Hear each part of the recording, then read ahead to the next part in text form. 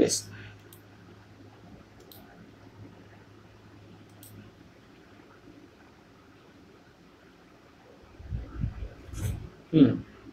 আজকের টপিক হচ্ছে এটাই। বেশ, এবার দেখো এই যে ব্যাপারটা হচ্ছে এখানে দেখো, তো বজ্র পদার্থের যে সোর্স সেটা কি? তো দুটো সোর্স হচ্ছে, একটা নগণ্য পরিমাণে বজ্র পদার্থ ব্যবহৃত হচ্ছে আমাদের হাউস হোল্ড থেকে, অর্থাৎ আমাদের বাড়িঘর থেকে রান্না বান্না বা ইত্যাদি সামগ্রী যেখান থেকে বজ্র পদার্থ উৎপন্ন হচ্ছে, আর একটা ব্যাপক পরিমাণে বজ্র পদার্থ উৎপন্ন হচ্ছে কিন্তু বিভিন্ন কমার্শিয়াল ইন্ডাস্ট্রিজ থেকে, বিভিন্ন শিল্প কলকারখানা থেকে, যেগুলো আমাদের মূলত দূষণের মূল কারণ। দেখো, বর্জ্য হলো অবাঞ্ছিত বা অব্যবহারযোগ্য উপকরণ, অর্থাৎ যেটা তোমার আর ব্যবহার করা যাবে না। সেটা তোমার পুরনো 6 বছর আগেকার ভাঙা ফোনটা হতে পারে, হ্যাঁ, বা তোমার ফোনের সামনের স্ক্রিন প্রোটেক্টরটা যেটা ফেটে গেছে, এখন তুমি দোকানে গিয়ে পাল্টাচ্ছ, তো সেটা পাল্টাতে গেলে নতুন যখন স্ক্রিন প্রোটেক্টর লাগাবে তখন পুরোনোটাকে তুলে দেওয়া হবে। তো সেই তুলে দেওয়া স্ক্রিন প্রোটেক্টর যেটা তোমার আর কোনো ইউজফুল নয় তোমার কাছে, তো সেটাও অ্যাকচুয়ালি একটা বর্জ্য পদার্থ।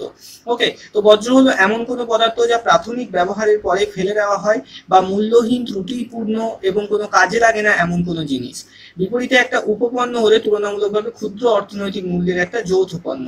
ঠিক আছে, যখন সেই জিনিসটাকে তুমি আবার কম দামে বিক্রি করতে পারবে, ধরো তোমার একটা ফোন, পুরোনো ফোন, সেটাকে তুমি আবার কম দামে তুমি আমার কাছে বিক্রি করতে পারবে, সেটা বর্জ্য পদার্থ নয়। কিন্তু যখন সেটার কোনো কাজই হবে না এবং কোনো বিক্রিও হবে না, কোনো অর্থ তুমি সেখান থেকে লাভ করতে পারবে না, তখন সেটাকে আমরা বর্জ্য পদার্থ বলবো। ওকে, তো দেখো এগুলোর মধ্যে উদাহরণ রয়েছে কি, পৌরসভার কঠিন বর্জ্য পদার্থ। এখান থেকে একটা প্রশ্ন এসেছিল, এই যে সলিড ওয়েস্ট ম্যানেজমেন্ট, এই পদ্ধতিটা কি? ওকে, গৃহস্থলীর বর্জ্য পদার্থ। কঠিন বর্জ্য পদার্থের মধ্যে কি থাকতে পারে? শাকসবজির খোসা থাকতে পারে, পুরনো পচে যাওয়া কোনো ফল, কোনো সবজি থাকতে পারে, তাই না? এই সমস্ত কিছু কঠিন বর্জ্য পদার্থের মধ্যে আসে। বিপজ্জনক বর্জ্য পদার্থ, এর মধ্যে বিভিন্ন প্যাথোলজিক্যাল ওয়েস্ট থাকতে পারে, ডাক্তারি বিভিন্ন যে সমস্ত ইনজেকশনের সিরিঞ্জ, ওষুধের কাঁচের ভাঙা বোতল, এগুলো ক্ষতি করতে পারে মানুষের বা অন্যান্য প্রাণী। ওকে, তো বর্জ্য জল, এগুলো হচ্ছে তরলজাত বর্জ্য। ওকে, মল, প্রস্রাব ইত্যাদি, এইগুলো সব তেজস্ক্রিয় বর্জ্য। এটা মূলত আমাদের যে তেজস্ক্রিয় চুল্লি, সেখান থেকে নির্গত হয় ইউরেনিয়াম, প্লুটোনিয়াম, এই সমস্ত পুড়িয়ে যখন পারমাণবিক বিদ্যুৎ উৎপন্ন করা হয়, তো সেই পারমাণবিক বিদ্যুতের যে ছাই, সেই ছাইটা অ্যাকচুয়ালি আমাদের এই তেজস্ক্রিয় বর্জ্য পদার্থের মধ্যে আসছে। আচ্ছা, তো এই সোর্সটা তো তোমাদের বললাম দুটো সোর্স হয়, একটা হচ্ছে গৃহস্থলীর বর্জ্য, একটা হচ্ছে শিল্প কলকারখানার বর্জ্য পদার্থ। এবার দেখো, তো প্রথম আসি শিল্প বর্জ্যের দিকে। এগুলো কলকারখানা এবং শিল্প কলকারখানাতে সৃষ্টি হচ্ছে।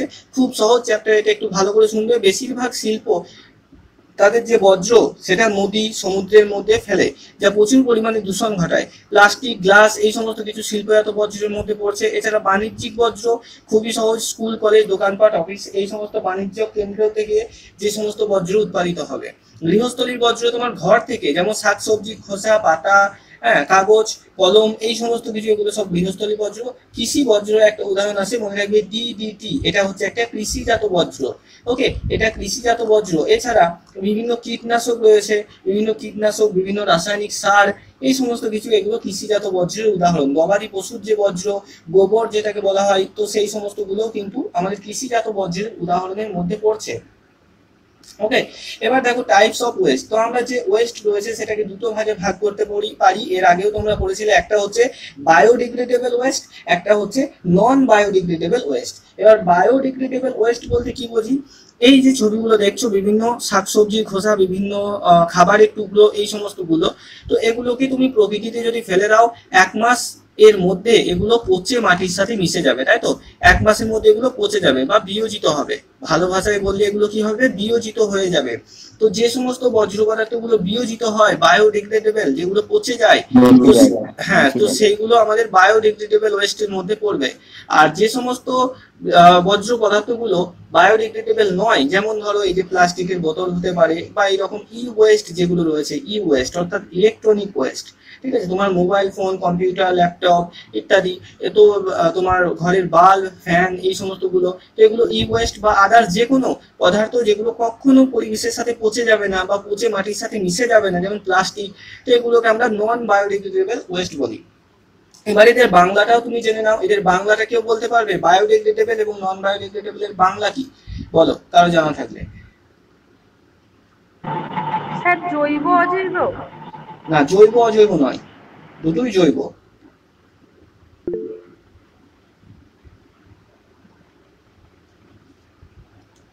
বলো, বাংলাটা বলো দেখি, মনে আছে কার কার?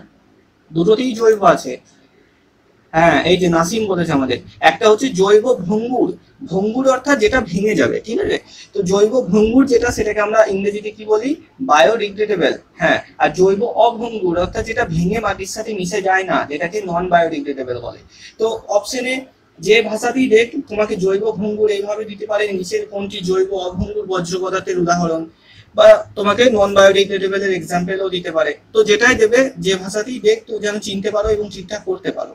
ঠিক আছে, জৈব ভঙ্গুর মানে হচ্ছে যেটা আমাদের বায়োডিগ্রেডেবল, যেটা ভেঙে মিশে যাবে মাটির সাথে।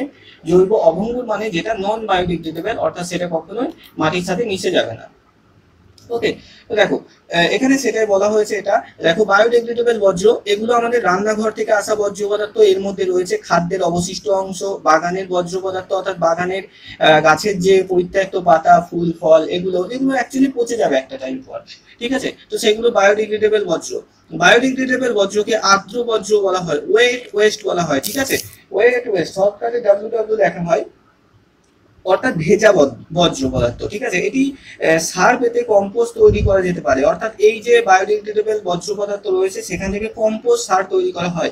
যেমন বিভিন্ন কম্পোস্ট থাকে, সেই সমস্ত কম্পোস্ট গুলো তৈরি করা যেতে পারে বায়োডিগ্রেডেবল বর্জ্য পদার্থের উপর নির্ভর করে। একটি নির্দিষ্ট সময়ের মধ্যে নিজেরা তারা পচে যায়। ওকে, তো কম্পোস্ট সার অর্থাৎ যেগুলো দেখবে গ্রামের দিকে গোবর সার, যেটা কৃষি জমিতে দেওয়া হয়, এই যে গোবর সার, এখানে মূলত কি থাকে, গবাদি পশুর মলমূত্র থাকে। গোয়াল ঘরের মধ্যে গবাদি পশু অর্থাৎ গরু, ছাগল এরা থাকে, তো এদের যে মলমূত্র সেটা একটা জায়গায় এরকম ভাবে স্তূপ আকৃতির প্রত্যেক দিন এই জায়গাতেই ফেলা হয়, এবং প্রত্যেক দিন বছরে 12 মাস ফেলার ফলে সেই জায়গাটা এরকম স্তূপ আকৃতিতে হয়ে যায়। তো নিচের দিকে যে স্তরগুলো থাকে গোবরের, তো সেগুলো আস্তে আস্তে পচতে পচতে সারে পরিণত হয়ে যায়, এবং বছরে একবার এইগুলো থেকে এই সারকে নিয়ে গিয়ে জমিতে দেওয়া হয় ফসল ফলানোর জন্য, তো এটাকে গোবর সার বলা হয়। তো এগুলো কি আমাদের বায়োডিগ্রেডেবল ওয়েস্ট বা কম্পোস্ট সারের মধ্যে। যেগুলো বায়োডিগ্রেডেবল ওয়েস্ট ছিল, গরুর মলমূত্র, এছাড়া খড়, ঘাস, পাতা, এই সমস্ত কিছু যেগুলো তারা খায়নি বা খেতে পারেনি, সেই সমস্ত জিনিসগুলো আস্তে আস্তে পচে পচে কম্পোস্ট সারে পরিণত হয়েছে। ওকে, তো মনে রাখবে বায়োডিগ্রেডেবল বর্জ্য থেকে কিন্তু কম্পোস্ট সার তৈরি হয়। আচ্ছা, তারপরে আসি নন বায়োডিগ্রেডেবল, যেমন প্লাস্টিক, পলিথিন, এগুলো দেখো, এগুলি হলো সেই বর্জ্য যার মধ্যে রয়েছে পুরনো খবরের কাগজ, ভাঙা কাঁচের টুকরো, প্লাস্টিক ইত্যাদি। নন বায়োডিগ্রেডেবল বর্জ্যকে শুকনো বর্জ্য বলা হয়।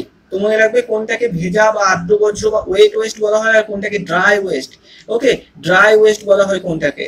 তো শুকনো বর্জ্য পুনর্ব্যবহারযোগ্য এবং পুনরায় ব্যবহার করা যেতে পারে। অবায়োডিগ্রেডেবল বর্জ্য নিজেরা পচে না এবং এগুলো প্রধান দূষক হিসাবে কাজ করে। তো মূল সমস্যা আমাদের বায়োডিগ্রেডেবল বর্জ্য পদার্থকে নিয়ে নয়, মূল সমস্যা কিন্তু আমাদের নন বায়োডিগ্রেডেবল বর্জ্য পদার্থকে নিয়ে, যারা কখনো পচে যায় না এবং সমস্যা তৈরি করে। বেশ, পরবর্তীতে দেখো, এবার আসি আমরা ওয়েস্ট ম্যানেজমেন্ট বা বর্জ্য ব্যবস্থাপনার দিকে। তো এই যে ওয়েস্ট ম্যানেজমেন্ট বা বর্জ্য ব্যবস্থাপনা কি, যে কোনো একটা জায়গায়, ধরো তুমি যে শহরে থাকো সেই পৌর এলাকাতে প্রত্যেক দিন ধরো 1000 মেট্রিক টন বর্জ্য পদার্থ উৎপাদিত হলো। তো এই যে 1000 মেট্রিক টন যে বর্জ্য পদার্থ যেটা উৎপাদিত হয়েছে, এটার ঠিকঠাক ব্যবস্থাপনা কি হবে। তো শহরের বাইরে একটা ডাম্পিং জোন থাকে, এগুলোকে কি বলা হয়, ডাম্পিং জোন। ওকে, ডাম্পিং জোন। এই ডাম্পিং জোনের মধ্যে কি করা হয়, সারা শহরের এই যে বর্জ্য পদার্থ দিনের শেষে পৌরসভার গাড়ি এসে নিয়ে যায় এবং এখানে ফেলে দেয়। তো এই যে ডাম্পিং জোন, এখানেই ল্যান্ডফিল পদ্ধতি ব্যবহার করা হয় এবং গর্ত করে বর্জ্য পদার্থ ফেলে পরবর্তীতে আবার মাটি চাপা দিয়ে দেওয়া হয়। ওকে, তো এই যে এটা হচ্ছে একটা ব্যবস্থাপনার পদ্ধতি, অর্থাৎ প্রত্যেক দিন যে যে dumping zone, ZONE, zone, zone মানে এলাকা, ঠিক আছে। আচ্ছা, বর্গীর জয় ওকার দন্তন্য। হ্যাঁ বলো। Dumping ground, dumping, DUMPPING, dumping zone. আচ্ছা, তো এই যে ওয়েস্ট ম্যানেজমেন্ট বা ডাম্পিং জোনের মধ্যে কি করা হচ্ছে, বর্জ্য পদার্থকে ফেলে দেওয়া হচ্ছে। একটা নির্দিষ্ট এলাকা আছে, সেই এলাকাতে শুধু বর্জ্য পদার্থই ফেলা হবে এবং পরে মাটি চাপা দিয়ে দেওয়া হচ্ছে।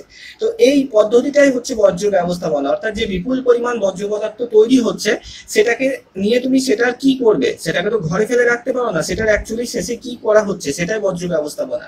তো বিভিন্ন বর্জ্যকে বিভিন্ন ভাবে ব্যবস্থাপনা করা হয়। যেমন ধরো, যে তেজস্ক্রিয় বর্জ্য পদার্থ ইউরেনিয়াম, থোরিয়াম ইত্যাদিকে পুড়িয়ে বিদ্যুৎ উৎপাদন করা হলো, এবার সেই পোড়ার পর যে ছাই উৎপন্ন হলো, তো স্বাভাবিকভাবে সেই ছায়ের মধ্যেও তো তেজস্ক্রিয়তা থাকবে।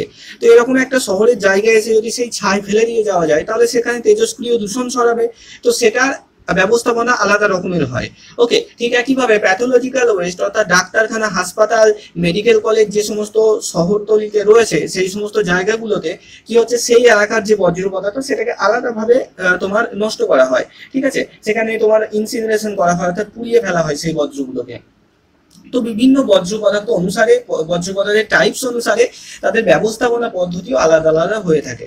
ওকে, এই ডাম্পিং জোনের মধ্যে মূলত ঘর গৃহস্থলীর যে সমস্ত সাধারণ বর্জ্য পদার্থ সেগুলোকে ফেলা হয়।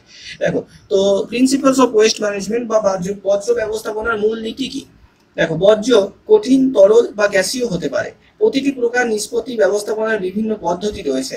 বর্জ্য ব্যবস্থাপনা শিল্প, জৈবিক, গৃহস্থলী, পৌরসভা, জৈব, চিকিৎসা, তেজস্ক্রিয় বর্জ্য, সমস্ত ধরনের বর্জ্য নিয়ে কাজ করা হয়, অর্থাৎ সমস্ত প্রকার বর্জ্যেরই ব্যবস্থাপনা করা হয়। ওকে, তো কিছু কিছু ক্ষেত্রে বর্জ্য পদার্থ মানুষের স্বাস্থ্যের জন্য ক্ষতিকর হয়ে দাঁড়াতে পারে, যাতে মানুষের ক্ষতি না হয় সেই কারণেই কিন্তু ব্যবস্থাপনা করা হয়। তো মেথডস গুলো কি কি রয়েছে? বিভিন্ন পদ্ধতিতে এই ব্যবস্থাপনা করা হয়। এটা প্রথম হচ্ছে ল্যান্ডফিল প্রসেস। এই ল্যান্ডফিল প্রসেস এটা হচ্ছে সব থেকে বেশি ব্যবহৃত, মনে রাখবে সব থেকে বেশি। এখানে কি করা হয়, এখানে একটা এরকম গর্ত তৈরি করা হয়, বিশাল বড় গর্ত তৈরি করা হয় মাটির মধ্যে, এবং ধরো তোমার শহর, আমার ধরো কাছাকাছি শহর বলতে এই যে কাটোয়া, তো এই কাটোয়ার যত বর্জ্য পদার্থ রয়েছে পৌরসভা থেকে গাড়ি নিয়ে এসে এই জায়গাতে ফেলে দেয়, বাড়ি থেকে বর্জ্য পদার্থ নিয়ে যায় এবং এই জায়গাতে ফেলে দেয়। ঠিক আছে, তো এখানে বর্জ্য পদার্থ জমতে জমতে যখন এটা মোটামুটি ভর্তির মতো হয়ে যায় তখন এটার উপর মাটি দিয়ে এটাকে সিল করে দেওয়া হয়। ঠিক আছে, পরবর্তীতে পার্শ্ববর্তী এলাকায় আবার এরকম গর্ত করা হয়। তো এই যে পদ্ধতি এটাকে বলা হচ্ছে ল্যান্ডফিল। বাংলাতে এটাকে কি বলবো আমরা? বাংলাতে বলা হয় জমি ভরাটকরণ পদ্ধতি। ঠিক আছে, জমি ভরাটকরণ পদ্ধতি। এই ক্ষেত্রে তো মূলত যেগুলো বায়োডিগ্রেডেবল সেগুলো তো পচে যাবে, যেমন ধরো বিভিন্ন ফলের খোসা, শাকসবজি, এই সমস্তগুলো এগুলো পচে মাটির সাথে মিশে যায়। কিন্তু প্লাস্টিক জাতীয় অবায়োডিগ্রেডেবল যে বর্জ্যগুলো রয়েছে, জৈব অভঙ্গুর যে বর্জ্যগুলো রয়েছে সেগুলো কিন্তু নষ্ট হবে না। আচ্ছা, দ্বিতীয়ত হচ্ছে পুড়িয়ে ফেলা। পুড়িয়ে ফেলা, এই যে পুড়িয়ে ফেলা, এটার একটা ভালো নাম রয়েছে, মনে রাখবে, এটার নাম হচ্ছে ইনসিনারেশন। ওকে, ইনসিনারেশন। এখান থেকে 2022 সালে একটা প্রশ্ন আসে, ইনসিনারেশন। তো ইনসিনারেশন কি? মূলত এটা ব্যবহার করা হয় কঠিন বর্জ্য পদার্থ, কঠিন, যেমন ধরো বিভিন্ন তরল বর্জ্য, যেমন কীটনাশক, কোনো বিষাক্ত পদার্থ, জলের মতো যেগুলো তরল, সেই সমস্ত পদ্ধতির ক্ষেত্রে এই ইনসিনারেশন ব্যবহার করা হয় না। মূলত কঠিন শক্ত বর্জ্য পদার্থকে পুড়িয়ে ফেলা হয় অক্সিজেনের অনুপস্থিতিতে। তো এই পদ্ধতিকে ইনসিনারেশন বা পুড়িয়ে ফেলা পদ্ধতি বলা হচ্ছে। মূলত যেগুলো জৈব অভঙ্গুর, যেমন ধরো আমি যেটা বললাম যে প্লাস্টিক ইত্যাদি, এই ধরনের বর্জ্য পদার্থগুলোকে পুড়িয়ে ফেলা হচ্ছে। আচ্ছা, পরবর্তী হচ্ছে বায়োগ্যাস উৎপাদন। এই যে বললাম, যেমন তোমরা পড়েছো গোবর গ্যাস, তাই না? গোবর গ্যাস, এই যে গোবর, সেই গোবর থেকে বায়োগ্যাস উৎপন্ন করা হচ্ছে, গোবর গ্যাস তৈরি করা হচ্ছে। এছাড়া মিথেন উৎপাদন, এই সমস্ত ক্ষেত্র কিন্তু বর্জ্য পদার্থগুলো থেকে নেওয়া হয়। অর্থাৎ পশু পাখি ইত্যাদি গবাদি পশুর মলমূত্রগুলোকে কালেক্ট করা হয় এবং সেগুলো থেকে বায়োগ্যাস উৎপাদন করা হয়, সেই গ্যাস রান্নার ঘরে সঞ্চালিত করা হয়। আচ্ছা, কম্পোস্টিং। কম্পোস্টিং কি? কম্পোস্টিং এর মধ্যে সব থেকে উল্লেখযোগ্য হচ্ছে পরবর্তী যে ভার্মি কম্পোস্টিং রয়েছে। কম্পোস্টিং মানে জৈব ভঙ্গুর যে বর্জ্য পদার্থ রয়েছে, যেমন ধরো তোমার শাকসবজির পাতা রয়েছে, ফল রয়েছে, বিভিন্ন খাবারের অবশিষ্ট অংশ রয়েছে।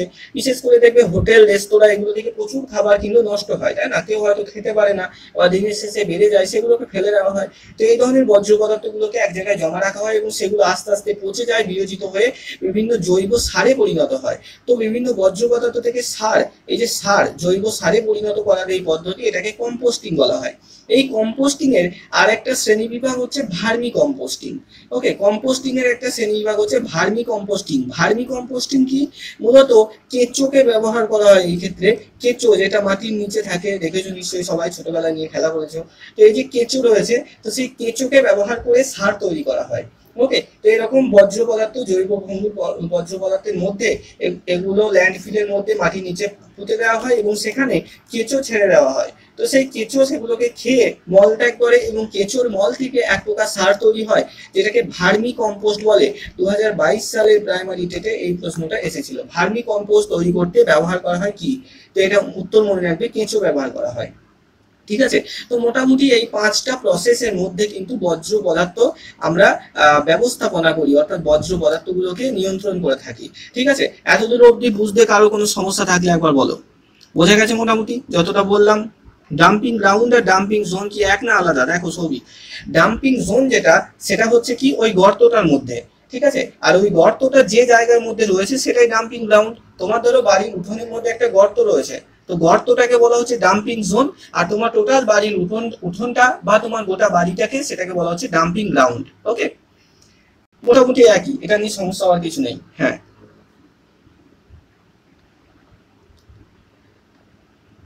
আচ্ছা, আশা করি ক্লিয়ার হয়েছে এতটা। বেশ, পরবর্তীতে যাই এবার। স্যার, বলো বলো। স্যার নন বায়োডিগ্রেডেবলে খবরের কাগজ কি করে পড়বে? ওটা তো মিশে যাচ্ছে মাটিতে। হ্যাঁ, কোথায় লেখা আছে? এটা আগের পেজটা করুন, এর আগেরটা। এই যে নন বায়োডিগ্রেডেবলে পুরনো খবরের কাগজ। সেই তো, আমি তো দেখিনি, এটা এটা ভুল লেখা আছে, এটা হবে না। ও, হ্যাঁ ঠিক, একদমই তাই।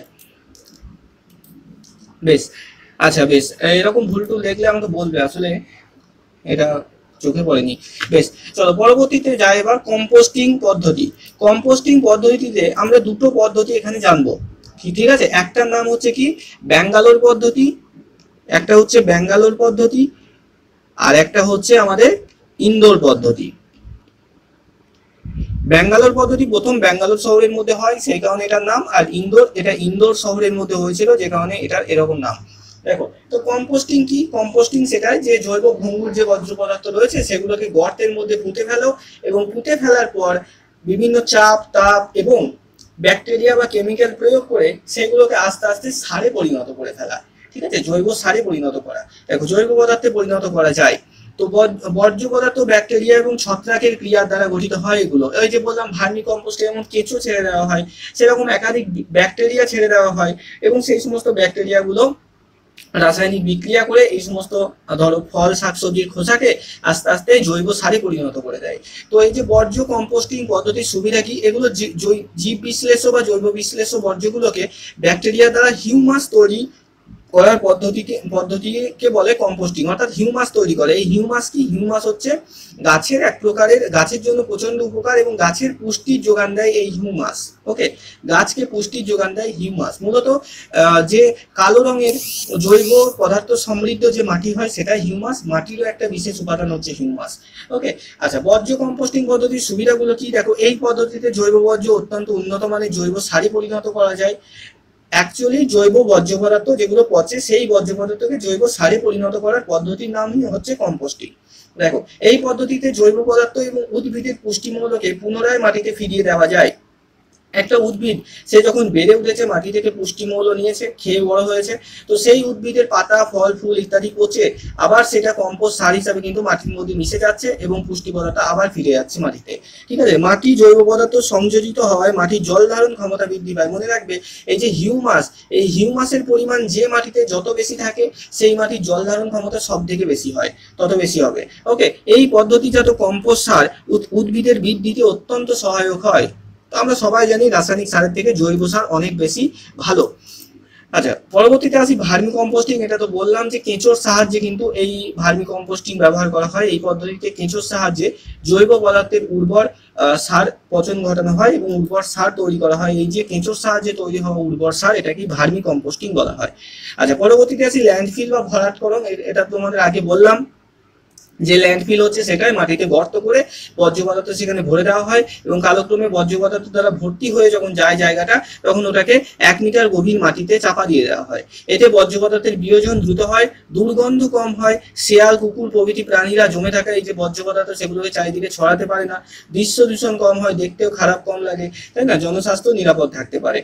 এর ফলে আবর্জনা বিনষ্ট করা সম্ভব, চাপা দেওয়া আবর্জনা জৈব সারে পরিণত হয়ে যায় এবং বর্জ্যের বিয়োজনের ফলে মনে রাখবে এই যে ল্যান্ডফিল পদ্ধতি, এখান থেকে মিথেন গ্যাস বা CH4 এই গ্যাসটা নির্গত হয়। এখান থেকে প্রশ্ন হয়। ওকে, তো কোনো বর্জ্য এরকম একটা গর্ত তৈরি করলে সেখানে বর্জ্য পদার্থ ফেলে দিলে এবং সেটাকে মাটি দিয়ে ভরাটকরণ করে দিলে, ভরে দিলে, তো এখান থেকে কোন গ্যাস নিশ্চিত হবে? CH4 বা সেটা মিথেন। ওকে, এটা মনে রাখবে, মিথেন গ্যাস নিশ্চিত হবে। বেশ, পরবর্তীতে আসি। দেখো মিথেন সহ অন্যান্য গ্যাসও বের হয়, তবে মিথেনটা হচ্ছে প্রধান, সব থেকে বেশি পরিমাণে মিথেন নির্গত হয়। বেশ, পরবর্তী দেখো আমাদের ভস্মীভূত বা ইনসিনারেট। আর এই যে ইনসিনারেট করা, এটাকে বলা হয় ইনসিনারেশন। ওকে, ইনসিনারেট কি?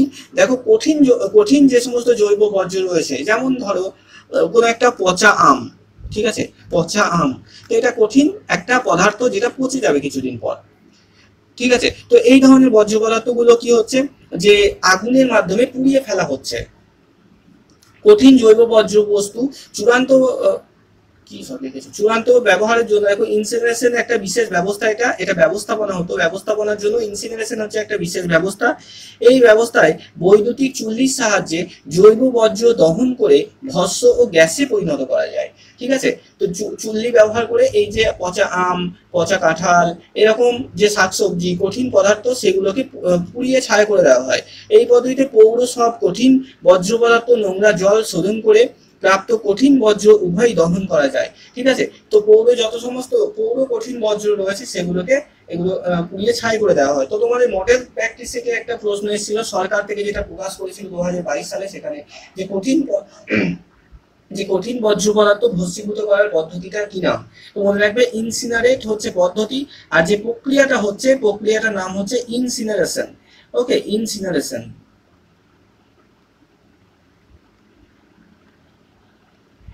বেশ, পরবর্তীতে আসি। দেখো এই যে দুটো পদ্ধতি, ল্যান্ডফিলের যে দুটো পদ্ধতি আমরা পড়লাম, পৌর বর্জ্য ব্যবস্থাপনা, মূলত এটা গ্রাম অঞ্চলে এই ধরনের পদ্ধতিগুলো ব্যবহার করা হয় না। ঠিক আছে, মূলত শহরের অঞ্চলে এটা হয়ে থাকে। এই যে ল্যান্ডফিলিং পদ্ধতি বললাম, গর্ত করে পুঁতে দেওয়া বর্জ্য পদার্থ, এটা। দেখো পৌর বর্জ্য একটা হচ্ছে ব্যাঙ্গালোর পদ্ধতি, একটা হচ্ছে আমাদের ইন্দোর পদ্ধতি। তো ব্যাঙ্গালোর পদ্ধতিটা কি? দেখো বর্তমানের বেঙ্গালুরু শহরে 1939 সালে থেকে এটা চালু হয়েছিল। এটা পৌর বর্জ্য ব্যবস্থাপনার পদ্ধতি ও কম্পোস্ট তৈরির পদ্ধতি। এই পদ্ধতিতে কাঁচা পৌর বর্জ্য কঠিন তো যেগুলো বিয়োজ্য, সেগুলো যেমন বিভিন্ন প্রাণীর মল হতে পারে ইত্যাদিকে বড় গর্তের মধ্যে 15 থেকে 25 সেন্টিমিটার স্তরে স্তরে সাজানো হয়। অর্থাৎ এটা কিন্তু এরকম শুধুমাত্র ল্যান্ডফিলে শুধুমাত্র বর্জ্য পদার্থ ভরে দেওয়া হয়।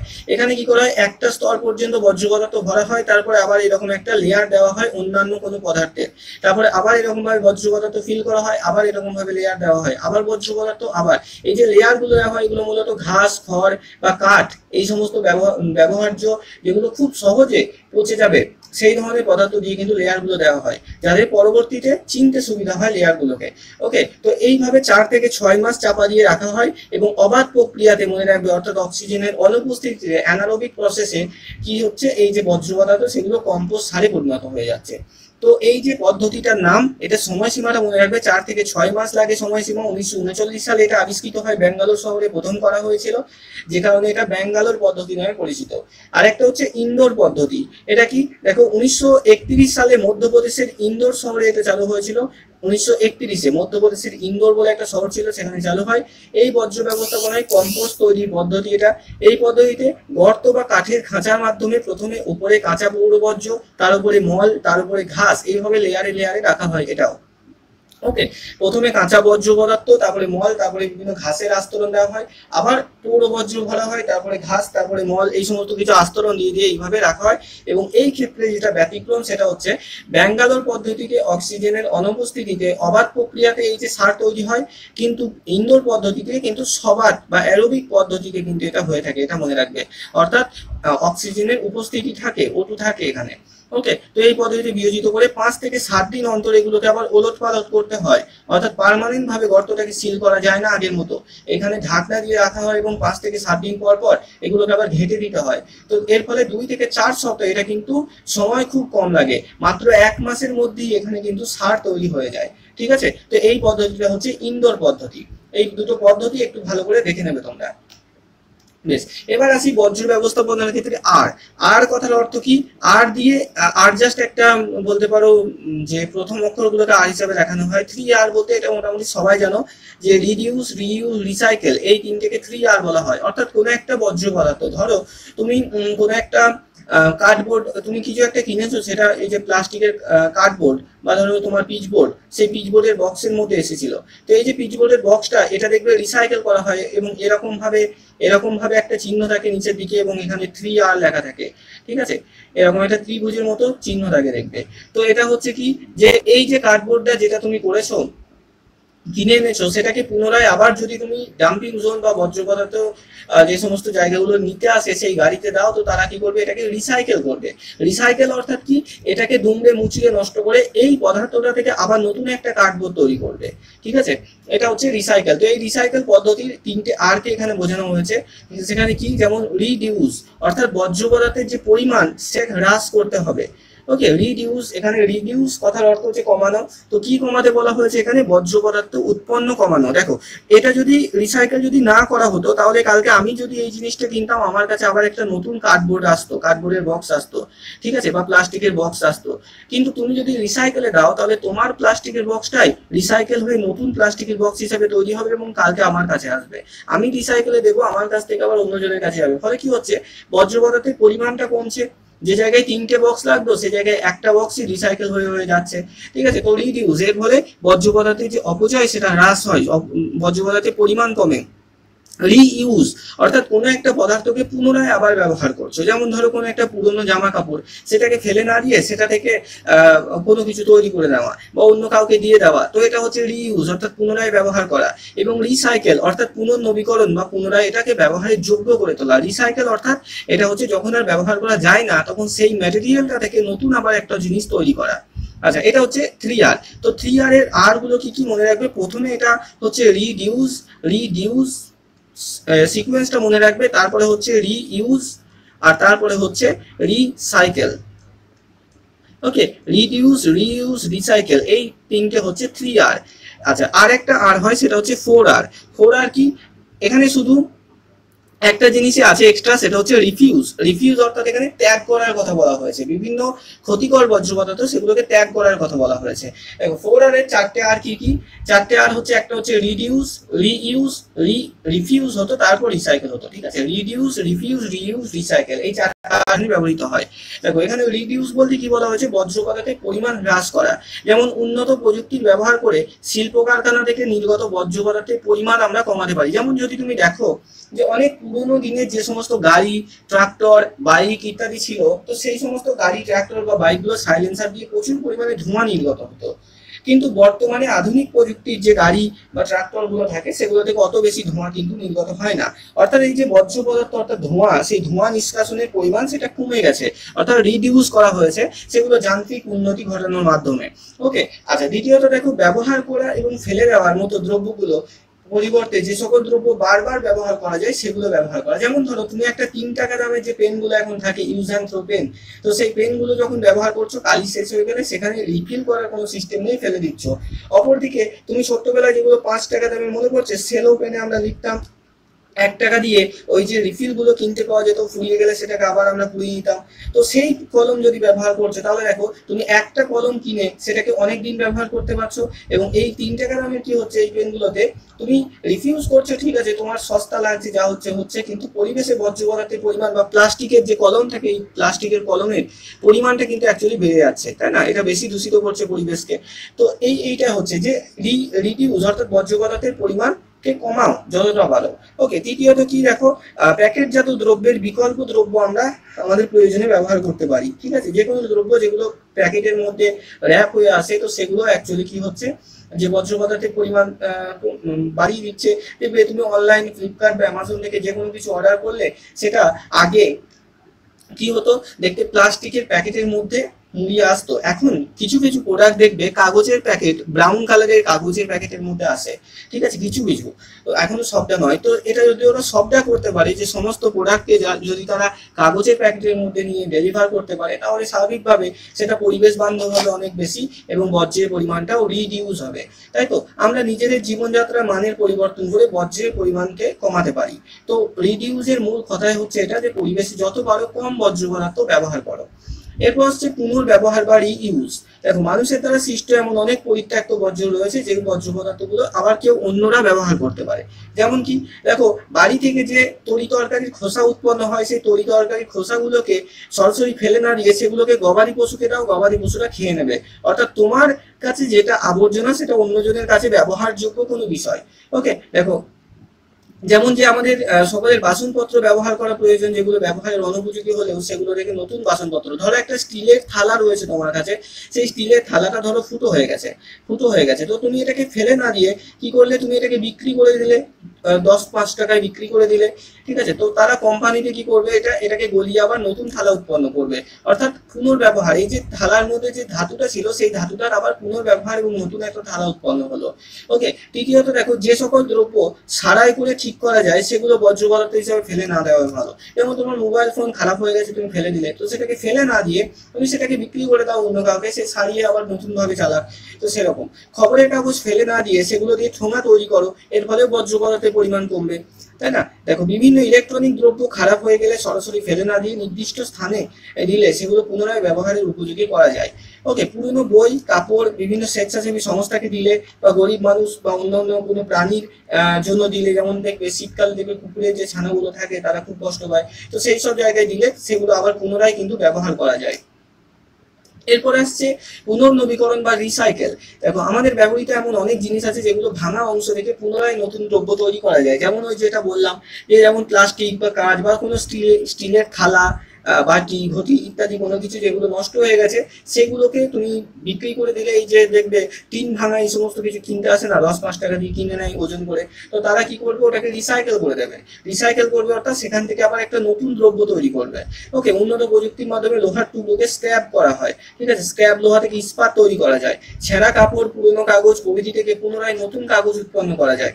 এই যে এই পদ্ধতিটা বিশেষ করে কাগজ বা পেপারের ক্ষেত্রে উপযুক্ত। দেখবে পুরনো বই খাতা কিনতে আসে, তো তারা কোম্পানিতে কি করে, ওই বই খাতাকে গলিয়ে আবার সেখান থেকে নতুন সাদা খাতা তৈরি করে এবং সেটাকে আবার বিক্রি করে, ঠিক আছে। অর্থাৎ তোমার লেখা খাতা থেকে আবার পুনরায় নতুন খাতা তৈরি করা যাচ্ছে, ঠিক আছে। সবজি বা ফলের খোসা থেকে উন্নত মানের জৈব সার তৈরি করা যায়। এছাড়া পুরনো তামা, অ্যালুমিনিয়াম, টিন থেকে প্রযুক্তির মাধ্যমে নতুন দ্রব্য নির্মাণ করা হয়। ওকে, তো এগুলো হচ্ছে রিসাইকেল, অর্থাৎ একটা পদার্থ সেটা ভেঙে গেছে, সেখান থেকে আবার নতুন কোনো একটা পদার্থ তৈরি করে নিলে, ঠিক আছে। তো এটাই হচ্ছে রিসাইকেল। পরবর্তীতে আসছে রিফিউজ অর্থাৎ প্রত্যাখ্যান। কিছু কিছু পদার্থ রয়েছে যেগুলো পরিবেশের পক্ষে খুবই ক্ষতিকর এবং সেগুলো রিসাইকেল করলেও সেগুলো ক্ষতিকর, যেমন প্লাস্টিক, পলিথিন ইত্যাদি। তো এগুলোকে প্রত্যাখ্যান করা, এর বিকল্প কিছুকে ভাবা। যেমন দেখবে আজ থেকে 2-4 বছর আগে দেখবে থার্মোকল বা শোলা বলে যেটাকে চিনি, এরকম সাদা এরকম থার্মোকলের থালা বাটি প্রচলিত ছিল এবং সেটা খুব সস্তাতে পাওয়া যেত। বিশেষ করে কোনো অনুষ্ঠান, কোনো ভোজ, খাওয়া দাওয়ার অনুষ্ঠান থাকলে প্রচুর পরিমাণে সেই জিনিসগুলো মাটির মধ্যে পড়ে থাকতো অনুষ্ঠান শেষ হওয়ার পর। তো এটাকে বর্তমানে ব্যান করে দিয়ে খুব ভালো কাজ করেছে আমাদের রাজ্য সরকার। তো এটা বর্তমানে ব্যান হয়ে রয়েছে এবং এটা অপরাধ এগুলো ব্যবহার করা বর্তমানে, তো যে কারণে এটা কিন্তু কমে গেছে। অপরপক্ষে শাল পাতা দিয়ে যে থালা তৈরি হয় সেগুলো কিন্তু বায়োডিগ্রেডেবল, তাই না। তো এই যে জিনিসটা, এটাকে প্রত্যাখ্যান করা হয়েছে, রিফিউজ করা হয়েছে। তো এরকম যে জিনিসগুলো পরিবেশের পক্ষে ক্ষতিকর চেষ্টা করো সেগুলোকে প্রত্যাখ্যান করার, এটাই হচ্ছে রিফিউজ। বেশ, এবার দেখো পরবর্তীতে আসি বর্জ্য ব্যবস্থাপনা, রিসাইকেলিং বা পুনর্নবীকরণ। রিসাইকেলিং বা পুনর্নবীকরণ বলতে আমরা কি বুঝি, যে এই যে কোনো একটা খারাপ বর্জ্য পদার্থ থেকে নতুন কোনো একটা পদার্থ তৈরি করা, এটা অ্যাকচুয়ালি রিসাইক্লিং। তরল বর্জ্য কি, তরল বর্জ্য আর কিছুই নয়, গৃহস্থলীর মধ্যে যেগুলো তরল পদার্থ বর্জ্য পদার্থ হিসেবে নির্গত হয়, হাসপাতালের মধ্যে হতে পারে, কোনো ওষুধ হতে পারে, স্যালাইন হতে পারে, রক্ত হতে পারে, ঠিক আছে, এই সমস্ত কিছু এগুলো কিন্তু তরল বর্জ্য পদার্থ। মল মূত্র, মল নয়, মল কঠিন এর মধ্যে পড়বে, তো মূত্র, পোড়া তেল, গ্যারেজ থেকে যে বিভিন্ন তেল বের হয়, মোবিল ইত্যাদি, এই সমস্ত কিছু, রাসায়নিক কীটনাশক, সার, এগুলো সব কিন্তু তরল বর্জ্য।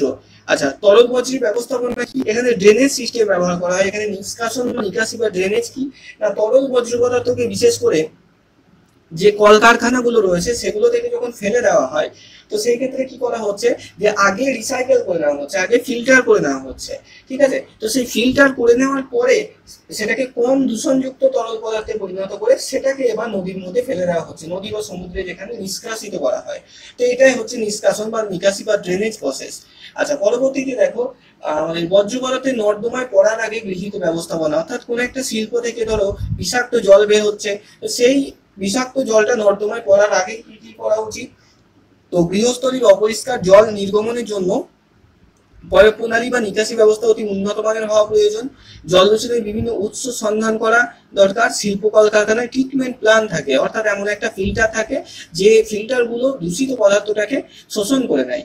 ঠিক আছে, আচ্ছা পরবর্তী আছে গ্যাসীয় বর্জ্য। এই গ্যাসীয় বর্জ্যের ক্ষেত্রে দুটো জিনিস ইম্পর্টেন্ট, একটা হচ্ছে স্ক্রাবার। এই স্ক্রাবার মূলত দুই প্রকারের হয়, একটা হচ্ছে আর্দ্র স্ক্রাবার, একটা হচ্ছে শুষ্ক স্ক্রাবার। তো এই স্ক্রাবার নামক যন্ত্র, এটা মনে রাখবে, গ্যাসীয় বর্জ্য পদার্থ, বিশেষ করে যে কলকারখানায় যে চিমনি থাকে সেই চিমনির মধ্যে দিয়ে যখন ধোঁয়া বের হয় সেই সমস্ত জিনিসগুলোকে অপেক্ষাকৃত কম দূষিত পদার্থে পরিণত করে পরিবেশে ছেড়ে দেয়। ঠিক আছে, এই যে গ্যাসীয় বর্জ্য পদার্থের মধ্যে স্ক্রাবার রয়েছে, দেখো বায়ুর মধ্যে ভাসমান বস্তু কণা পরিশ্রুত করার যন্ত্রের নাম হচ্ছে স্ক্রাবার। এই যন্ত্রের সাহায্যে বায়ুকে পরিশ্রুত করার পদ্ধতিকে বলা হচ্ছে স্ক্রাবিং। এবার এই স্ক্রাবারটা কি করে, দেখো দুই প্রকারের হয়, একটা হচ্ছে শুষ্ক স্ক্রাবার, একটা হচ্ছে আর্দ্র স্ক্রাবার। তো এটা ধরো কোনো একটা গাড়ির ধরো সাইলেন্সার, ধরো ট্রাক্টরের এটা সাইলেন্সার এরকম দেখতে হয়, তাই তো। এই যে ট্রাক্টরের সাইলেন্সার রয়েছে সেখান দিয়ে ধোঁয়া বের হচ্ছে, এই ধোঁয়াটাকে যখন তুমি জুম করে দেখবে মাইক্রোস্কোপে, তখন সেখানে শুধুমাত্র ধোঁয়া বা বিষাক্ত গ্যাস নেই, সেখানে ছোট ছোট বিভিন্ন সীসা, লেড ইত্যাদি বিভিন্ন ধাতুর কণা রয়েছে। ঠিক আছে, এগুলো খুবই ছোট্ট, যে কারণে আমরা দেখতে পাই না। তো এই যে স্ক্রাবার যন্ত্রে কি হচ্ছে, এই যে ধোঁয়াটা, এই ধোঁয়াটাকে সরাসরি একটা তরল পদার্থের মধ্যে ফেলা হচ্ছে। ঠিক আছে, এরকম একটা তরল পদার্থ রয়েছে, সেই তরল পদার্থের মধ্যে ধোঁয়াটাকে আগে ফেলা হচ্ছে। আর তরল পদার্থের মধ্যে ধোঁয়াটা ফেলা হলে কি হচ্ছে, ধোঁয়াটা উপর দিয়ে উড়ে চলে যাচ্ছে এবং এই যে ছোট ছোট ধাতুগুলো রয়েছে সেগুলো নিচে আস্তে আস্তে এরকম ভাবে থিতিয়ে পড়ছে। ঠিক আছে, এর ফলে পরিবেশে শুধুমাত্র গ্যাসীয় পদার্থটা নিষ্কাশিত হচ্ছে, কিন্তু এই গ্যাসীয় পদার্থের মধ্যে মিশে থাকে এই যে সীসা, লেড এরকম ক্ষতিকর পদার্থের যে ধাতুগুলো রয়েছে সেগুলো এই স্ক্রাবার নামক যন্ত্রটার মধ্যেই আবদ্ধ হয়ে থাকছে। ঠিক আছে, তাহলে এই স্ক্রাবার নামক যন্ত্রের কাজ কি, এটা মূলত কি করছে, যে বায়ুতে যে গ্যাসীয় পদার্থ নিঃসরিত হচ্ছে সেই গ্যাসীয় পদার্থ থেকে কঠিন কণাকে আলাদা করছে এবং সেই ধোঁয়াটাকে কম বিষাক্ত ধোঁয়াতে পরিণত করছে। ঠিক আছে, দেখো তো শুষ্ক স্ক্রাবার এটি ব্যবহার করা হয় নির্গত ধোঁয়া থেকে অম্ল দূর করার জন্য। ওকে, আর আর্দ্র স্ক্রাবার সেটা দেখো এটি ব্যবহার করা হয় দূষণকারী গ্যাস, দূষণ কণা প্রভৃতি দূর করার জন্য। এই যেটা বললাম তরল পদার্থে, এটা হচ্ছে আর্দ্র স্ক্রাবার। ঠিক আছে, তো দূষণকারী কণাগুলোকে আলাদা করে দেয় এটা। বেশ, পরবর্তী দিকে যাবো। এবার দেখো, এবার আসি বায়োমেডিক্যাল বর্জ্য বা প্যাথোলজিক্যাল বর্জ্যের দিকে। তো প্যাথোলজিক্যাল বা বায়োমেডিক্যাল বর্জ্য বলতে আমরা কি বুঝি, মূলত ডাক্তারখানায় যে সমস্ত বর্জ্য পদার্থগুলো উৎপন্ন হয় সেগুলোকে আমরা বায়োমেডিক্যাল বর্জ্য বা প্যাথোলজিক্যাল ওয়েস্ট বলতে পারি। ওকে, দেখো এখানে তোমাদের মনে রাখতে হবে শুধুমাত্র এই শ্রেণীগুলো। তো এই যে বায়োমেডিক্যাল বর্জ্য রয়েছে এগুলোকে বিভিন্ন শ্রেণীতে ভাগ করা যায়, শ্রেণী 1 থেকে শ্রেণী 8 এর মধ্যে। ঠিক আছে, তো এগুলো কোনটা কোন শ্রেণীর বর্জ্য এখান থেকে প্রশ্ন হতে পারে, সেটা একটু মনে রাখবে। তো একটা ডাক্তারখানাতে, হাসপাতালে, চিকিৎসালয়ে যে সমস্ত বর্জ্য উৎপন্ন হয় সমস্ত কিছুই বায়োলজিক্যাল ওয়েস্ট। ওকে, বায়োমেডিক্যাল ওয়েস্ট। দেখো প্রথমত হচ্ছে মানব দেহের অঙ্গ প্রত্যঙ্গ। ধরো কোনো একটা কারো অ্যাক্সিডেন্ট হয়েছে, অপারেশন করে কোনো একটা অঙ্গকে কেটে বাদ দিতে হলো, তো সেই যে অঙ্গটা যেটা কেটে বাদ দিতে হচ্ছে সেটা তো এখন বর্জ্য পদার্থ, সেটাকে তো নিয়ে কেউ ঘরের মধ্যে রেখে দেবে না। তো এই ধরনের মানুষের কেটে বাদ দেওয়া অঙ্গ প্রত্যঙ্গ যেগুলো, সেগুলোকে প্রথম শ্রেণীর মধ্যে রাখা হয়। ওকে, দ্বিতীয় শ্রেণীর মধ্যে কি থাকে, প্রাণীজাত বর্জ্য, যেমন কোনো প্রাণীর মৃতদেহ থাকে, অঙ্গ প্রত্যঙ্গ থাকে, এখানে অঙ্গ প্রত্যঙ্গটা একটু কেটে দেবে। ঠিক আছে, কারণ অপারেশনের মাধ্যমে যে অঙ্গ প্রত্যঙ্গ থাকে সেটা শ্রেণী 1। আচ্ছা, রক্ত, এগুলো হচ্ছে দ্বিতীয় শ্রেণী। তৃতীয় শ্রেণী হচ্ছে মাইক্রোবায়োলজি এবং বায়োটেকনোলজি, ল্যাবরেটরিজাত বিভিন্ন যে পরীক্ষা নিরীক্ষা করা হয়, রিপোর্ট তৈরি করা হয়, সেই সব রিপোর্টের যে সমস্ত পদার্থগুলো রয়েছে সেগুলো শ্রেণী তৃতীয়র মধ্যে পড়ে। চতুর্থত কি, তীক্ষ্ণ বা ধারালো বর্জ্য, যেমন ধরো সুচ, সিরিঞ্জ, ব্লেড, ছুরি, কাঁচি ইত্যাদি। এগুলো যে সমস্ত বর্জ্য পদার্থ ধারালো বর্জ্য, সেগুলো শ্রেণী 4 এর মধ্যে পড়ে। শ্রেণী 5 কি, পরিত্যক্ত ওষুধ। ওকে, কোনো ওষুধ যেগুলো ডেট এক্সপায়ার করে গেছে সেরকম ওষুধগুলোকে পঞ্চম শ্রেণীর অন্তর্গত করা হয় বায়োমেডিক্যাল ওয়েস্টের মধ্যে। শ্রেণী 6 এর মধ্যে কি রাখা হয়, রক্ত মাখা কোনো কঠিন বর্জ্য পদার্থ, যেমন ব্যান্ডেজ, গজ, তুলো, এগুলো প্লাস্টারের কাটা অংশ, এগুলো যেগুলোর সাথে রক্ত লেগে রয়েছে সেগুলোকে শ্রেণী 6 এর মধ্যে রাখা হয়। শ্রেণী 7 এর মধ্যে কি রয়েছে, চিকিৎসা সংক্রান্ত অন্যান্য কঠিন বর্জ্য, যেমন ক্যাথিটর, টিউব। ঠিক আছে, এই ধরনের জিনিসগুলো, স্যালাইনের যে বোতল, তারপরে তোমার স্যালাইনের যে পাইপটা থাকে, ইনজেকশনের সিরিঞ্জ, এই ধরনের বর্জ্য পদার্থগুলো, কঠিন বর্জ্য, এগুলোকে সাথে ফেলা হয়। আর শ্রেণী 8 এর মধ্যে থাকে বিভিন্ন রাসায়নিক বর্জ্য পদার্থ, যেমন অ্যাসিড, ফরমালিন, তারপরে তোমার ওদিকে বলতে গেলে ফিনাইল জাতীয় দ্রব্য, এই সমস্ত গুলোকে শ্রেণী 8 এর মধ্যে ফেলা হয়। ওকে, তো এই শ্রেণীগুলোকে একটু মনে রাখতে হবে। আচ্ছা, পরবর্তীতে যাই আমরা। দেখো এখানে এবার জানবো বিষহীন এবং বিষযুক্ত বর্জ্য পদার্থ। স্বাভাবিকভাবে বিষহীন বর্জ্য বা নন পয়জনাস ওয়েস্ট কোনগুলো? যে সমস্ত বর্জ্য পদার্থগুলোর মধ্যে বিষ রয়েছে বা পয়জন রয়েছে সেগুলোকে আমরা বিষযুক্ত বর্জ্য পদার্থ বলবো, আর যাদের মধ্যে নেই সেগুলোকে আমরা বিষহীন বর্জ্য পদার্থ বলবো। ওকে, যেমন তরি তরকারির খোসা, ব্যবহার অযোগ্য শাকসবজি, ফুল পাতা, পুরনো কাগজ, ভাঙা কাঁচ, এগুলো সব কিন্তু বিষহীন বর্জ্য পদার্থের মধ্যে পড়বে। ওকে, আর ইলেকট্রনিক বর্জ্য বা ই ওয়েস্ট কি? ই ওয়েস্ট মানেই হচ্ছে ইলেকট্রনিক ওয়েস্ট, যেটাকে সংক্ষেপে ই ওয়েস্ট বলা হয়, এটা মনে রাখবে। তো ইলেকট্রনিক ওয়েস্ট হচ্ছে ইলেকট্রনিক যে কোনো যন্ত্রপাতি যে বর্জ্য পদার্থ, তোমার কম্পিউটার বা ল্যাপটপের মনিটর, তোমার ফোনের স্ক্রিন বা তোমার ফোন, টিভি, রেডিও, হাত ঘড়ি, এই সমস্ত কিছু যে কোনো বর্জ্য পদার্থ, এগুলোকে ইলেকট্রনিক ওয়েস্ট বা ই ওয়েস্ট বলা হয়।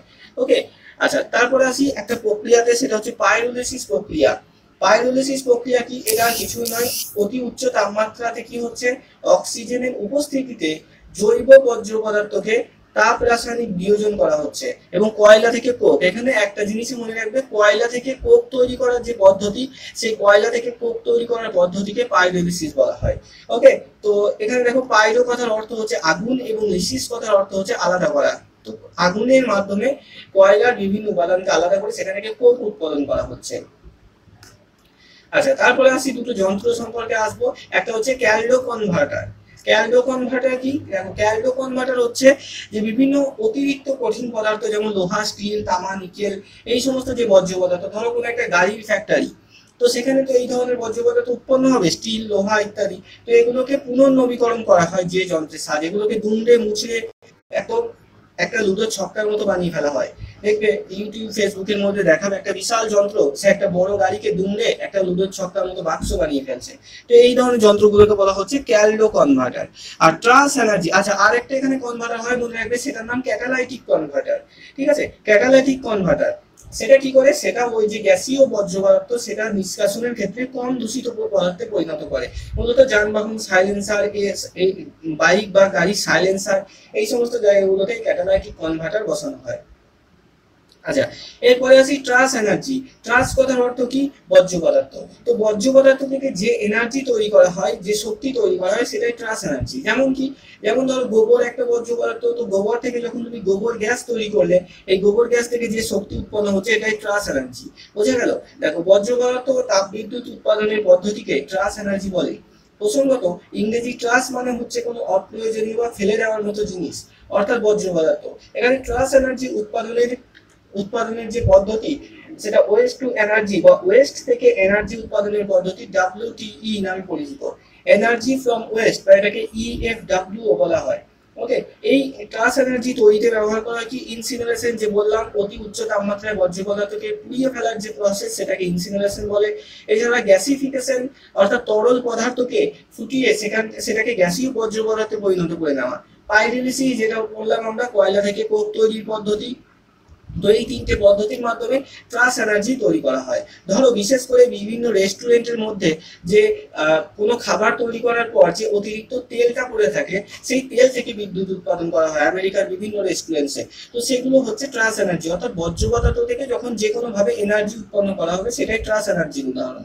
আচ্ছা, এবার দেখি আমরা ড্রাম বা যে বাকেট গুলো থাকে বর্জ্য পদার্থ ফেলার জন্য, সেইগুলো সম্পর্কে একটু জানতে হবে। দেখো, মূলত এখানে আমরা দুই প্রকার বাকেট সম্পর্কে জানি, একটা হচ্ছে কি নীল রঙের, আর একটা হচ্ছে কি আমাদের হলুদ রঙের, তাই তো? দেখো, কঠিন বর্জ্য যেগুলো রয়েছে সেগুলো নীল ড্রামে ফেলা হয়, যেমন যেগুলো বায়োডিগ্রেডেবল সেগুলো। দেখতে পাচ্ছি না। হ্যাঁ, বলো। স্ক্রিন দেখা যাচ্ছে না। স্ক্রিন দেখা যাচ্ছে না? হ্যাঁ। আচ্ছা, সবাই দেখতে পাচ্ছ না? আমি তো দেখতে পাচ্ছি এখানে। দেখা যাচ্ছে স্যার। হ্যাঁ, দেখা যাচ্ছে তো, বেশ। সৌভিক, একবার জয়েন করো। বেশ, দেখো, মূলত এখানে দুই প্রকারের বাকেট থাকে, একটা হচ্ছে নীল, একটা ভুল বললাম আমি, হলুদ না, সবুজ থাকে। তো নীল রঙের যে ড্রাম থাকে, সেখানে কি করা হয়, যেগুলো বায়োডিগ্রেডেবল নয়, সেই ধরনের যে মানে বর্জ্য পদার্থ, সেগুলোকে ফেলা হয়। আর সবুজ বাকেটে যেগুলো শাকসবজির খোসা ইত্যাদি যেগুলো পচে যায়, সেগুলোকে ফেলা হয়। ঠিক আছে। আচ্ছা, কঠিন যে বজ্র, এটা একটু লেখাটা একটু গোলমাল আছে, একটু বুঝে নেবে। কঠিন বজ্রের জন্য নীল রঙের ড্রাম ফেলা হয় এবং তরিতরকারি শাকসবজি কাঁচা বজ্রের জন্য সবুজ রঙের যে ড্রাম আছে সেটাকে ফেলা হয়। এবার দেখো, এছাড়া ডাক্তারখানাতে বিশেষ করে আরো নিচে দেখতে পাচ্ছ এই 4 প্রকারের বাকেট ব্যবহার করা হয় বজ্র পদার্থ ফেলার জন্য। তো এই যে লাল রঙের যে বাকেট রয়েছে দেখতে পাচ্ছ, তো এখানে বিভিন্ন প্লাস্টিক ওয়েস্ট সাথে দেখো ক্যাথেটরস, টিউব ইত্যাদি, অর্থাৎ যে স্যালাইন দিচ্ছে, স্যালাইনের বোতল যেটা প্লাস্টিকে তৈরি, স্যালাইনের টিউব যেটা, বিভিন্ন ক্যাথেটর, ইনজেকশনের সিরিঞ্জ যেগুলো প্লাস্টিকে তৈরি, সেই ধরনের বজ্রগুলোকে চিকিৎসালয়ে লাল ড্রামে ফেলা হয়। আচ্ছা, নীল ড্রামে কি ফেলা হয়? দেখো, বিভিন্ন গ্লাস, বটলস এবং বিভিন্ন ধরনের যে আরো কিছু যেগুলো নিত্য প্রয়োজনীয় যে জিনিসগুলো রয়েছে, বিভিন্ন ওষুধ রয়েছে, ঠিক আছে, সেই সমস্ত ব্যাপার, সেই সমস্ত বর্জ্য পদার্থগুলোকে নীল ড্রামের মধ্যে ফেলা হয়। ওকে, হলুদ ড্রামের মধ্যে কি ফেলা হয়? দেখো, এই যে বিভিন্ন ব্যান্ডেজ, গজ, তুলো, এই সমস্তগুলো যেগুলোর সাথে রক্ত লেগে থাকে, পেশেন্টের গায়ে থাকে, সেলাই কাটার পর সেই সেলাইগুলো, এই সমস্ত জিনিসগুলোকে এই যে হলুদ রঙের বাকেট এটার মধ্যে ফেলা হয়। আর যত ধারালো জিনিস রয়েছে, যেমন ছুরি, কাঁচি, অপারেশনের ক্ষেত্রে যেগুলো ব্যবহার করা হয়, এছাড়া ইনজেকশনের সুচ, সেগুলোকে এই কালো রঙের বাকেটের মধ্যে ফেলা হয়। তো এই 4টে চিকিৎসালয়ের ক্ষেত্রে শুধুমাত্র ব্যবহার করা হয়। আর আমাদের দৈনন্দিন জীবনে দুটি রঙের ডাস্টবিন থাকে, একটা নীল, একটা হলুদ, একটা নীল, একটা সবুজ। সবুজ রঙের যে ডাস্টবিন, সেটার মধ্যে পচে যায় এমন পদার্থগুলোকে ফেলা হয়, আর প্লাস্টিক, লোহা ইত্যাদি এই ধরনের বর্জ্য পদার্থগুলোকে নীল রঙের ড্রামে ফেলা হয়। ঠিক আছে। আচ্ছা, এত দূর অবধি বলো, তোমাদের কারো কোনো সমস্যা আছে কিনা? এরপর কয়েকটা প্রশ্ন আছে, করবে। বোঝা গেছে মোটামুটি? Very good.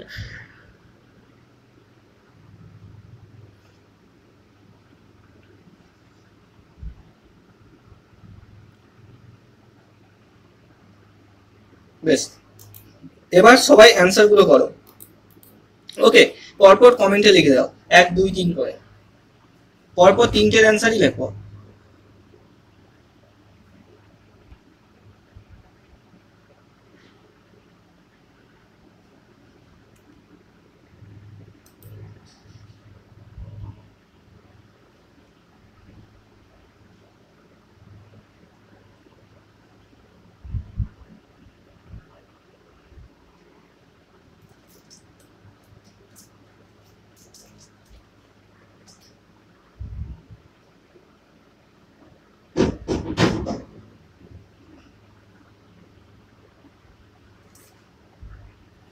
দেখো, প্রথম প্রশ্ন কি রয়েছে এখানে?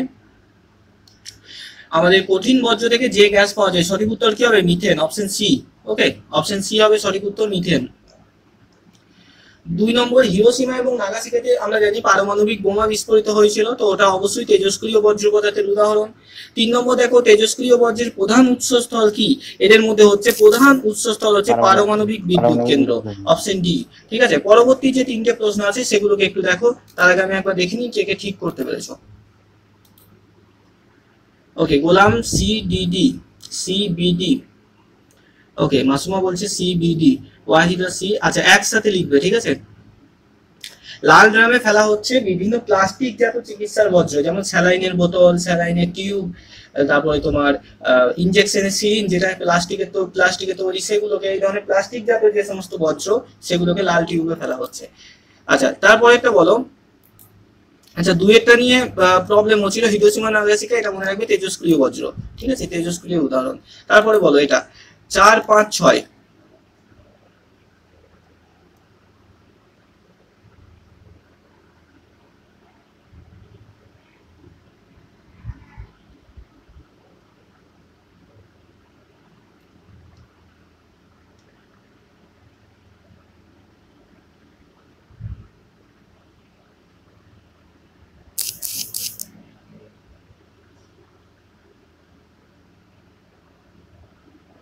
দেখো, এখানে 4 নম্বর প্রশ্ন বলা হচ্ছে হ্যাজার্ডাস ওয়েস্ট মানে কি? এখানে হচ্ছে বিষ যুক্ত বা বিষাক্ত বর্জ্য পদার্থ, যেটাকে আমরা হ্যাজার্ডাস ওয়েস্ট বলে থাকি, ঠিক আছে, বিষাক্ত বর্জ্য পদার্থ।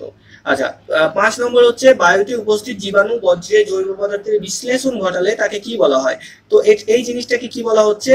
এই জিনিসটাকে বলা হচ্ছে কম্পোস্টিং, সার তৈরি করে। আচ্ছা, পরবর্তী দেখো 6 নম্বর, পৌর বর্জ্য শহর থেকে দূরে সরিয়ে মাটিতে পুঁতে দেওয়ার যে পদ্ধতি, এটাকে বলা হচ্ছে ল্যান্ডফিল, আমরা সবাই বলেছি। ওকে, তো মনে রাখবে এখানে সঠিক উত্তর হচ্ছে কি? বিএসি, আচ্ছা পরবর্তী এসো 7 এবং 8 নম্বর অ্যান্সার করো।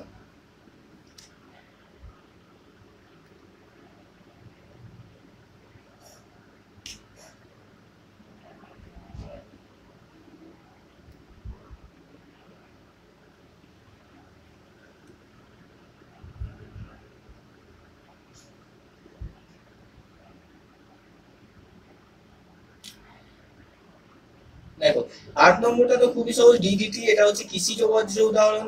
আর 7 নম্বরে ফ্লাই অ্যাশ, এটা হচ্ছে কি প্রকারের বজ্র? ফ্লাই অ্যাশ বা উড়ন্ত ছাই। আমরা জানি এটা মূলত শিল্প অঞ্চল থেকে তৈরি হয়, তাই এটা শিল্পজাত বজ্রের উদাহরণ। সঠিক উত্তর হবে বি এ। ঠিক আছে, নেক্সট দুটো প্রশ্ন আছে, এই দুটো বলো এবং এখানে আমরা ক্লাসটা শেষ করব। বলো এই যে 9 এবং 10 অ্যান্সার করো। ইলেকট্রনিক বস্তুজাত বজ্রকে কি বলে? আর ল্যান্ডফিল থেকে উৎপন্ন হয় কোন গ্যাস?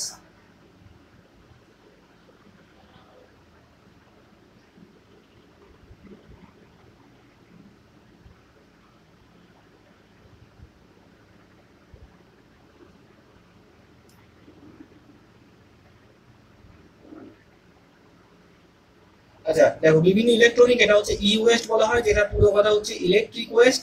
আর আমরা জানি জমি ভরাট করো, নিচু জমি ভরাট করলে সেখান থেকে মিথেন গ্যাস নির্গত হয়। সঠিক উত্তর হবে বি এবং এ। এবার বলো 10 এর মধ্যে কার কত স্কোর হলো বলো।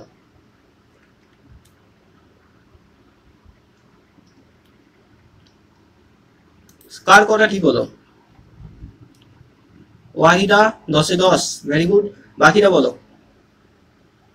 মাসুমা 8, খুব ভালো।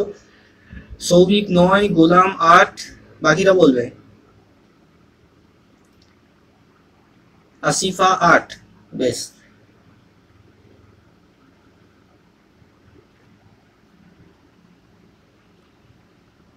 ঠিক আছে, রাজু 8, বেশ। ঠিক আছে, চলো তাহলে আজকে আর দূর অবধি থাক। বজ্রপাত তো আমরা টোটাল কমপ্লিট করলাম। 24 পাতার পিডিএফটা তোমাদের দিয়ে দিচ্ছি গ্রুপের মধ্যে, ওকে। আর রেকর্ডিংটাও আপলোড হয়ে যাবে, তোমরা পেয়ে যাবে। ঠিক আছে, চলো শেষ করছি আজকে এখানে।